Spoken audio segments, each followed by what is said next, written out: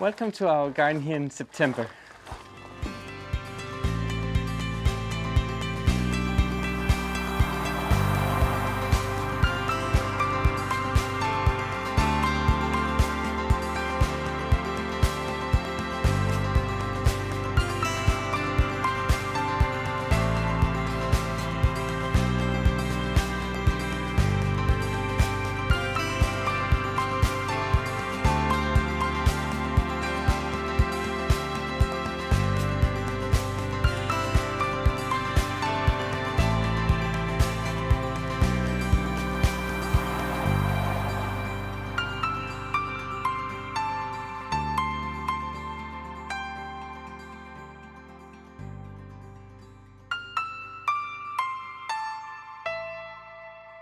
So let me put this tray down full of goodies here.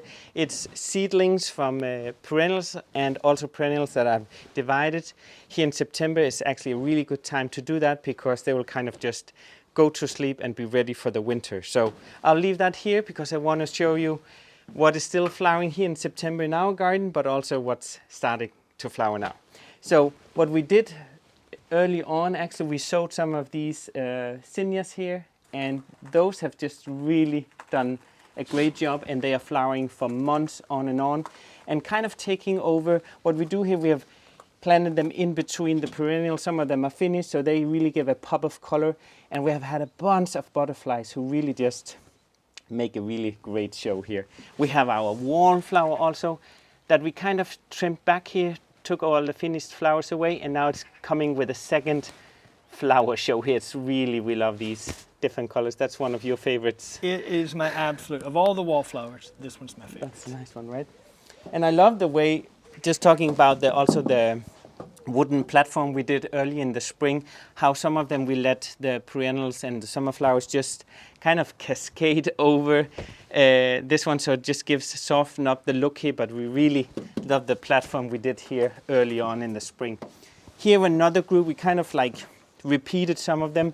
Another group of zinnias here with, notice here pink, and then they kind of wither back, but we also want to collect some seeds. I'm not deadheading all of them, but they do come back, just the flower heads here, like the way they begin. I think they're just really amazing how they come back and how they begin. Further up here, we also have like sown a summer flower blockcrest here, sown from seed as well, next to this kind of like yellow orangey mix of zinnias is really nice too. And actually I have some that's starting very soon to be. I can see I have some here that I can start. I always have my seed collecting glasses on here. So when they all brown like this, and notice all brown, you can start. Let me see if some of them are ready. Yes. Then down here, see if I can open it up here. Get one out. So in here sits a new seed here. You can dry these. I'll keep them in coffee filters over winter and with a name tag on, and then I'll have a bunch of free plants. Instead of buying a lot of new seeds, you can just collect your own. Just make sure that they are not like this color here. These ones, for example, are not ready to collect yet. These are not mature, the seedlings here. They have to be all brown and nice. That shows that you can collect them. We have also, back here actually, if we leave the platform here, we have one of Alan's favorite over here. Are we at the toad lily already? I don't think we could show them. It wasn't in flower. It really comes actually late. The toad lily here, look at that. Hold it real still. Yeah. There we go. You got it? And it almost looks like an orchid. It's very special. And it kind of, we have a very special attachment to this one because that's the first plant that we bought for the garden here, and it was a little clump, and over time it has really grown. It needs a little bit more here in autumn. When we do a bit more dividing, we'll move a bit of the different plants around a little bit away, so make sure it doesn't kill this one, because this one is so special, and it flowers now and all the way into October. So that's really, it doesn't look like much when it first comes up, but it really... No, and it never really looks like much. It's just a really long stem with the pretty flower, but we like it. And speaking of moving and dividing, that's something that we have to do here in the next couple of weeks. Once things start flowering and before the frost comes, around by November, we're usually having our first frost here. But before then, we need to start dividing and moving some things and figuring out which spaces worked, because this space here where Lars is, for example, is a new space. Of course, all of this back here behind us is a new space. So here in the autumn is our chance to really move things around, spaces that weren't working, and get everything fixed. So we'll definitely, there'll come a full video about just doing that, and that you don't have to be scared about dividing. But anyway, also this one that it's really, that definitely needs some division here later on, but it's Rosengårdmærke here, really drought tolerant and really doing well, but it's like almost like a pillow here, really great ground cover plant with these beautiful pink. And it's grown a lot. That has grown a lot. This is a new section. It's also covering up. Oh, some of your... Yeah, oh, but it's doing pretty well. The sassafrage there. This one we got whilst hiking in the Alps this summer. Brought it back, and it wasn't doing well at all. Yeah. But now, that's coming. I think the rain that we've had and the cooler temperatures, it's finally... Yeah. But what we do like with this one is that it kind of gets like a little wide looking, or just like more natural, that it kind of covers some of the path. But if you have this one, we also normally, if it gets in the summer, has this first flowering turning brown, what you can do, what we also done, trimmed it back a little bit, and then it'll get some green again, and often a second flowering. And that's in general with what we have done with the perennials here. Really removing deadheading, or taking all these, like even this one, the Mai Tai here, the Geum here, is the second flowering. Just a small, not as lost as the first time, but really going down, and then from the stem they're removing any dead ones, will make the flower produce even more. So that's also why we have a bunch of flowering still of the perennials, because we do, it takes time, but mainly that's job to do remove those dead flowers, because that will make more. Even the Salvia here just has but this one coming. We don't deadhead often. We don't deadhead it every day or anything. We gave it one. Once the first flowering was over the entire plant, we clipped them all back, and now this is the second flowering. This one will just go to seed. I don't go in and cut off each one of these because it just takes too much time. And it's actually already like inside here sits like a bunch of new Salvias here. Look at that, wow. And this is a pink one. Caradonna has a little bit left here. You can see how pretty it is. And if you want insects in your garden, definitely get some of these Salvias, because they attract a bunch of insects. It's been busy all summer. And that's a good point. A lot of people on Instagram especially have asked about why we collect all these seeds. I mean, this is a perennial. Won't it come back anyway? Why do you have to collect the seed? And that's 100% true. You don't have to collect the seed. We collect them so that we can grow more, so that we can sell at plant markets, we can give away to friends and family, things like that, or we can have another place in our garden. But it is a perennial. It will come back, so you don't have to collect the seeds. So that's just a little FYI. It's also just fun. I love seeing things growing from a little. It's so rewarding seeing a little plant coming from a seed. But true, it's true though. Yeah, and I think people, especially when they're beginners and they get worried, they see suddenly, oh my goodness, we like what Lars does in his garden, but all of a sudden he's collecting all these seeds. What am I going to do with them? They're perennials. You don't have to. No. You don't, just enjoy what you have, and it'll self-seed. I mean, it's just an extra step that we enjoy doing, because we have more to work with later. But the great thing about just trying to sell perennials, why I love them, is that they just die back. They're kind of like a bear. They hibernate. The top all die, but the roots underneath are still alive. They go to sleep over winter. Once it's spring, we just cut it all back, and then they come again. So that's the great thing about perennials. They're so hardy. They survive the winter.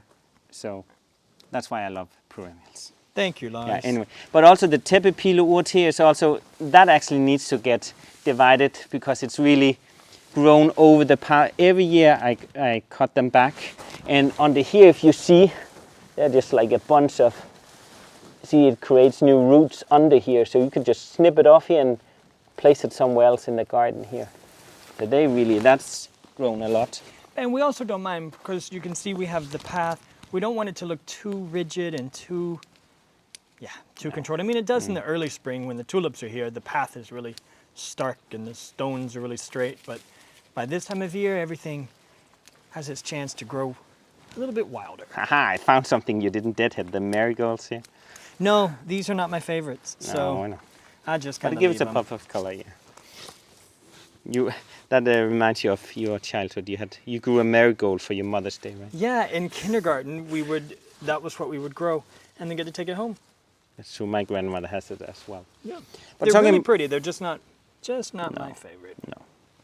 And still here, what's really one of my big favorites is the Rudbeckia here, Goldsturm in yellow. I just love it. And next to it's a great combination next to the hvid sporbellion here. Which has come back. This is also the second flower. Yeah, we cut a little bit back after its first one, and it's a bunch of seeds here. But the butterflies especially loves this one and flowers for such a long time. So that's a great combination here. So they just keep flowering. Over here, if you go to the cocada, we also need that really grown up and really opened up here. So we do have to divide that a bit and remove some and try and replant it because it has kind of opened split. up. It has split in the middle and gotten really big. We staked it a little bit to kind of keep it up. And Alan has been doing a great job, like also deadheading, removing all these. Yeah, but I've also stopped. Yeah. It is mid-September. We want the seeds. I Oops, stopped.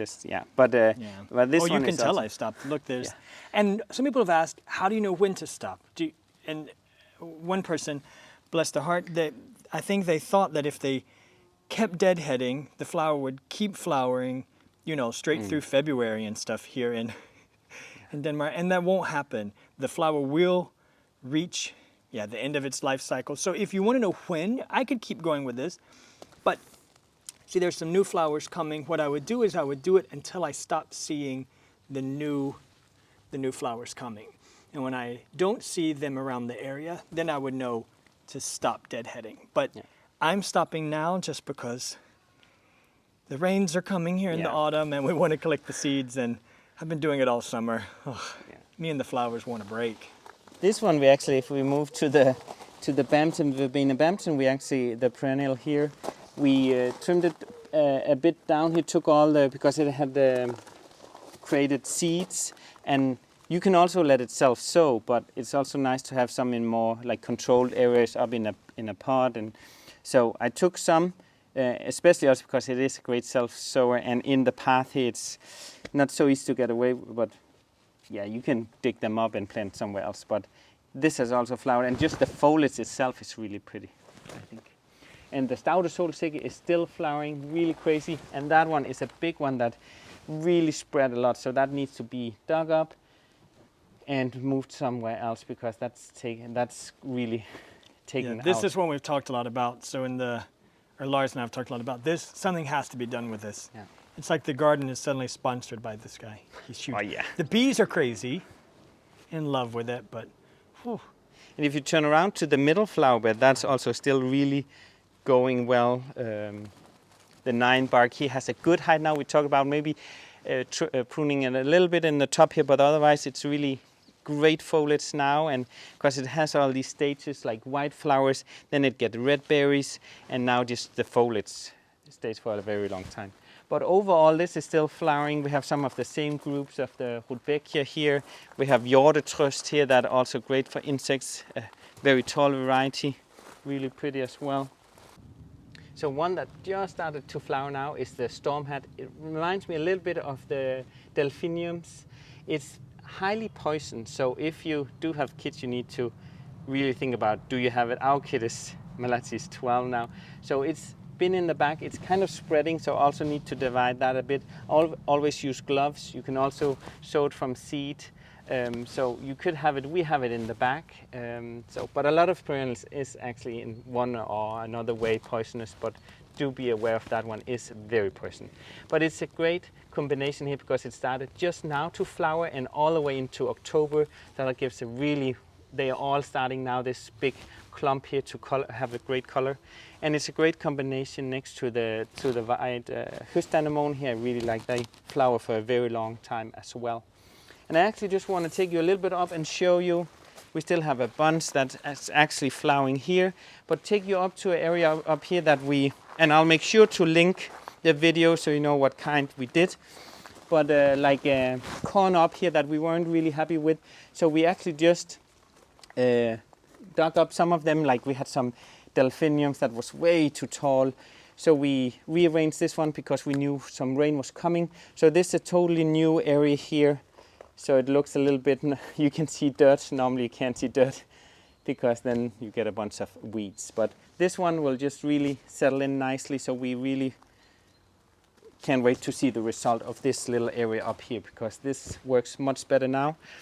So we're really pleased with that area. So let's take them over here and show them still the middle flower bed is doing really well. This is actually just from this year that we did this one.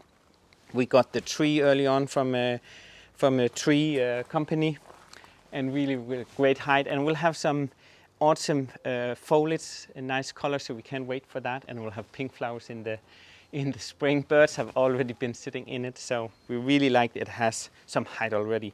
But we have, snapdragons here again that I talked about early on, that having plants that give this pop of color when the perennials kind of finished. And here we just sowed a bunch. You can also let it self-sow. You don't have to collect seeds because it will come back. Sometimes a lot of people say, but if I don't collect them, can I throw them now? You can do it, but I would suggest you have a little label around the area so you don't weed too heavily in the spring, or cosmos if you have that. Just be aware where you take the weeds away, because it might be the new baby plants you want to keep. Another kind of coca that we sowed, we only had this one because it sowed it last winter, sowed it actually, and we had glass broken in the greenhouse, and I had one plant left. So this came from one little seedling, and it also just produced a bunch. So we do want to keep some. We have some, want to let some set seeds so we can collect some more to make sure for next year it's coming. But it does really get kind of big. First of all, look at this blue sky. Can we all just take a minute? I mean, wow. Thank you, God, for beautiful blue sky today. My Right. goodness. And notice over, I know you said Dahlia, but notice this one, look here, the delphinium. We cut it back and it has a second flowering here with a really cute baby blue. So that's a nice contrast over here to the Dahlias. And the Dahlias has really been great. A lot of people ask, we have had really issues with snails in Denmark. It has been really wet, but we are not attacked so much by snails. We are a bit protected in here in the city, in a city garden. But we have them in raised flower beds, and we have a snail frame around down here and some copper tape. And it has really minimized that we have snails in the Dahlias, which is really nice because it's so frustrating having a bulb and then all this work and they will be chewed up. But we have a lot of the anemone shaped here, and those are really, as you can see, the insects are coming. They're not so much in the double, but sorrow here, there's really some great ones. Princess Nadine is one of the, not your favorite actually, but mine. I think it's like a almost neon color. I think it's pretty. It's very pretty. But as you can see, it's really they are super tall. We have some really crazy ones.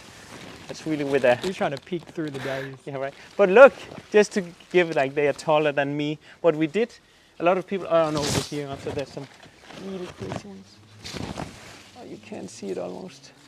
There's some really pretty, oh, let me take it in. Did you just break I it? broke it. I'll take it in a vase. I just Wow, wanted to I wonder if show you guys could hear that snap. that snap, that crispy Our snap. neighbors are going to come over and ask what happened.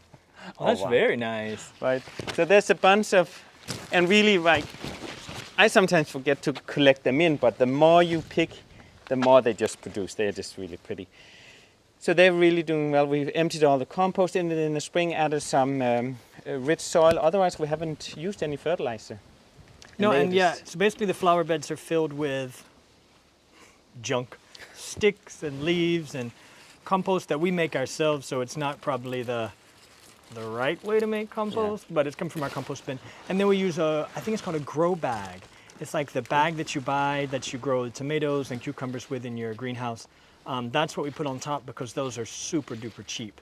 So, yeah. Very nice. Let me get closer. Just start collecting some. That's very nice. Well, I got a whole vase of them in yesterday. Yeah. But yeah, bring some in. Yeah. We have the in-laws coming, Lars' parents. So make your mom a bouquet. I'll make a little. And speaking of, let's go in the greenhouse. I want to look at these grapes. Oh, did you show them this? No, you were right here with me. Elephanthas. We did not Actually, show. it's really with a in Danish we call them axe here, but they start very brownish and then they turn it almost like fluffy or like, and they are really nice here. Combination with here for they just give so much like a perennial grass here, and they also come back every year. But this all winter they just sit here. I think it's really. We pretty. put them here to sort of hide the compost Yeah. bin. In front of them we have, just give you an idea of what this little corner Some has. lupins Yeah, the lupins were there. and the daylilies, delphiniums, and we have some more Rudbeckia over there. And then the Salvia viridis there in the front. So this whole little combination has flowered different times. The grasses are in now. So it's a really successful little combination. The bladder campion there at the end, native to Denmark. Yeah. A little spooky looking. Spooky looking. Yeah. Should I show them? See, I'm picking again. See, that's pretty then. That's really Yeah. precious. Should we take them over here? The Agastasia is finished though. I still leaves are turning, but that's really just. But it's pretty even when it even when it finishes flowering. I should try and make tea out of these leaves. Yeah, you do that, Lars. Make me a cup of Agastasia tea. I'm sure it's delicious for people who, I'm sure it is. And look Oh, at speaking of, did I tell you, Lars? We had a YouTube friend in India. You know, we had problems with the chameleon plant. Yeah. And we made a comment that you can eat it, you can cook with it and whatever. Yeah. And she replied and said yes, that they actually use it in curries. It's especially good in a fish curry. Who knew? So I'm sure someone out there makes and drinks Agastasia tea. So fantastic. we need to make a more than to get rid of it. Then Yeah, I mean, I told her she's cooking. more than welcome to come and have what Oh, wow. pops up in our garden, but I don't think she's going to fly here from India. But if you're looking to make a great fish curry and you have chameleon plant in your garden, there you go. And maybe actually also I should show them, getting back to this middle flower bed here. Oh, We you have think I was off the topic? Rudbeckia hirta here. That's semi-hardy. This group came back, but look at this. It's autumn colors. Look at that one. And cappuccino actually. And so I really want to let them turn all brown. And then I can, let me just put these down on the ground here and see if they are ready here. Because then inside, yes. Then down here it's like the end piece down there. You can see they're little fatties here, the little chubby ones there. Did you just call them fatties? Sorry. Oh, wow. You know what I mean. What do you call a seed that's not thin? A seed? No, Why but are you it's body shaming a seed, Lars? no, sorry, but it's. There has to be room for everyone. Isn't that what we I know. tell I'm so Nancy? sorry. I didn't mean it that way. I don't think the collected seed would be seeds. offended. No, so yeah, but- give them little chubby seeds. But it's those ones. Oh my goodness. I'm so sorry. Okay, let's continue. And the wind picks up. Ta-da! Yeah, and we are here at one of our favorite summer flowers. It's Salvia viridis, or viridii, you would say. Well, because I heard someone else say Salvia viridis. I don't speak Latin, so I'd call it Salvia viridis, but I'm from Georgia, so And in Denmark we call it dusk salvia. So which that means is, dusk is like a feathery. feathery salvia. Yeah. So. That's nice. But anyway, this is sown from seeds. It's also great at self-sowing. And the great thing about this plant is you can use it. It's edible, and it's actually. You've got to make some more tea. See here, no. But see here, people would think this is the flower, right? But they are mistaken. Because the flower is actually sitting right there. Nice, Lars. So these ones were actually, what was it? We called it the bracts? We didn't call it. Science calls it the bracts. The bracts, okay, yeah. Similar but- to a poinsettia or a bougainvillea, Yeah. that same sort of idea. So we have it in this pink Sunday. We have Oxford blue over here. Sounds very English for our English friends. And we have blue. white swan over here. Not as in such a big group. So the pink is more like, it's really like a dark pink, and then it turns more and more light. And what you can do, you can also pinch off when it's finished flowering, because then it will like... Please don't. no, but it will get bushier, and inside here is then the new seeds. Okay, then it's worth showing. If I can get some out, because they are... And this, actually- by the way, self-sown. Yes. Because they- again, we had that big, we lost glass panels in our greenhouse, so everything we had autumn sown, got It takes some time to get them out. destroyed. There's like around 4 in each. You want to describe their physique? No, it's just seeds. Oh wow! These are normal seeds now. I'm gonna hear for this the next week. Thank you I very don't think much. you can body shame the seed. You're fine. What about that grass back there behind you, Lars? This is it's koreansk eye-catching. sandrørhvide. We will make say it sure. again. Koreansk sandrørhvide. And it's really, started really loving having perennial grasses that will come back every year. Choose the ones that you know for a fact is hardy in your area. But these ones, I think, and also just when it hits the light, I think it's so great in a mix here in between. So we started having a bunch more grasses actually. So that's That name is intense. This is why Danish is so hard to learn. Say it one more time. Koreansk sandrørhvide. I mean, really. Dusk Salvia, I can totally get around. I can order bread at the baker. But if I had to go and order a Koreansk whatever. Okay, greenhouse, I want to show my grapes. Okay. All right. It is grape season. This year we cut the grapevine, or last year we cut the grapevine back pretty hard. We do every year actually. We cut it all the way back to the main woody stem. I guess it's called a stem. Vine. We are not great people. Up there. But now look at these. We still don't know exactly what kind this is. It came with a property. We think it's called a black Hamburg. That's what we've decided because they have tiny seeds. It's a really old plant and it lives its life here in the glass house. So we're very excited about it. Time to pick some grapes while Lars sneaks out under me. But time to pick some grapes. We usually make jam with them. That's what we'll do again. We have a nice little recipe where we make it kind of like gluk flavor, like mulled wine. We add some cinnamon and nutmeg, cardamom, things like that with the grapes. Yeah. Makes a little jelly. Very tasty. Great for the holidays. Yeah. What's going on in the greenhouse? Okay, Lars? so I just want to show some of the things. We have a bunch growing that we'll plant out as soon as it has the second set of leaves. It's Wallflower in some like a red color because the mother plant and in a white. They are starting not to look so nice after a few years, even though we trim them back. So we're going to show some more. As wallflowers typically do. We have some, starting to have some delphiniums coming up here. That they need to be a little bit bigger before, in case I have snails visiting, because they like those. We have some dreieblums also here.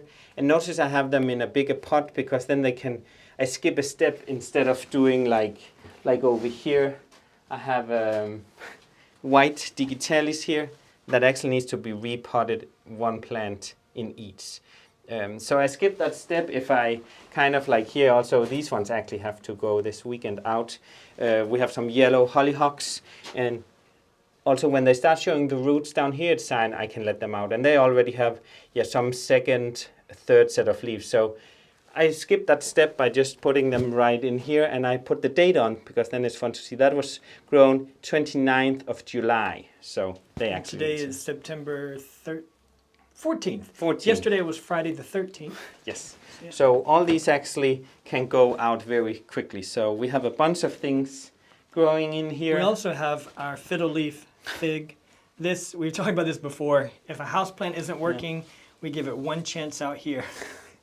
Before, we are not houseplant people. No, we are My perennial goodness. people. So it looks cute, but I have had to chop off the top. It's had aphids or whatever, I don't know. Yeah. So this is sort of its last chance. So you might not Yeah. see it again. Yeah. And what's going on over here, Lars? That is actually a lot of free plants, some that we dug up because, as I mentioned, it's great to divide now. And we have some also brændende kærlighed here that's, I'll come a bit closer. No, we can see. Okay, you can see. But You it's, wanted to get out of the sun. No, but it's, I kind of cut it back so it just focus on getting established over winter. But all this is from the garden. And we're actually going to my friend Louise's house tomorrow because he moved to the city here. She's an architect and she actually worked here for 6 years and I didn't know. I went to school with her and I didn't know. So now we're gonna go. She has, her backyard is just tiles like this. So we're gonna take them up and tomorrow we're gonna take all these and plant them at her back garden. We hope we can do a little video about that in another day, but we'll see, because we got a lot of work to do. yes, we have to. Filming and working. We don't know how people do it. People on YouTube, they're so great with filming while they work. Jeepers. But hopefully we can do a little before and after just to see what it changes having plants. But the point is, Yeah. this is a great time of Yeah. year. If you want to build a new flower bed, Yes. go ahead, get out there, take up your tiles. Because wow. now is a great time to do it, because this time of year the plants can have enough time to get Yeah. established before. Most of these are herbaceous, so they're just going to die back in the winter anyway. The roots will have already gotten a chance to do their stuff. That way in the spring next Yeah. year, they'll already be ready to come back. And to that I would say, for example, here as you can see, I trimmed this back, doesn't matter.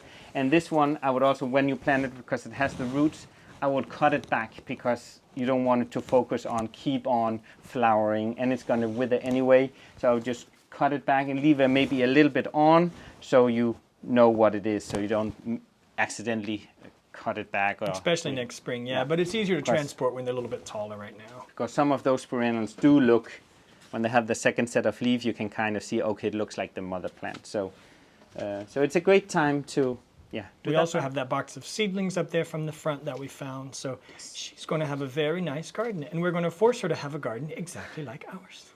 Oh, wow. very mixed with different colors. She really likes that. So We hope so, because Yeah. that's what she's getting. yeah. Okay, so let's get these packed up so we can take them to Louise's house tomorrow and get that new flower bed put in. But as for today, thank you guys so much for joining us. Be sure to drop your comments, any questions. We reply to all of them. We love reading them. I know we say it all the time, but we really do. It's our favorite part of being on here. So thanks so much for joining us today. Moin, tak for i dag.